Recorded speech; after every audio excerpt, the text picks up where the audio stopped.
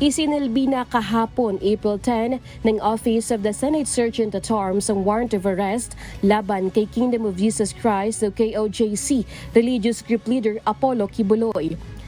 Pinaaresto ng Senado si Kibuloy dahil sa pag-angkin nitong dumalo sa mga hearing ng Senate Committee on Women, Children, Family Relations and Gender Equality dahil sa mga reklamong child at sexual abuse na kinasasakutan nito. 4 na properties na ni Kibuloy sa Davao City ang pinuntahan ng Senate Security kasama ang National Bureau of Investigation o NBI at Philippine National Police o PNP. Una nilang pinasok ang Kingdom of Jesus Christ compound sa Buhangin. Tanging ang kanyang abogado na si Attorney Israelito Torion lamang ang tumanggap ng nasabing warrant of arrest. Sunod na kanilang pinuntahan ang kanyang resort sa Samal Island. Pinasok din ng mga otoridad ang Prayer Mountain nito sa Barangay Tamayo. Pero walang Kibuloy na nakita ang Senate Security at mga abogado lamang nito ang tumanggap sa kanila. Maging ang mismong kwarto ng religious group leader sa Glory Mountain ay pinuntahan ng Sergeant at Arms.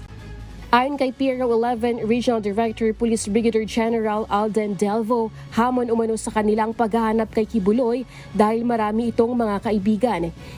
He has a lot of logistics, he's even as an airplane, as a chopper, he has a lot of friends, no? Pero kung marami kang kaibigan at you have logistics, medyo mas mahirap kang hulihin. Inatasan na ni Delvo ang lahat ng intelligence unit at tracker team sa riyon na paigtingin pa ang paghahanap sa religious group leader. Nananawagan din ito sa mga residente sa Davao na i-report sa pulis kung may alam sila sa kinaroroonan ni Kibuloy. Nagbabala rin ang pulisya sa sinumang tumutulong o nagtatago kay Kibuloy na maaari silang maharap sa kaso.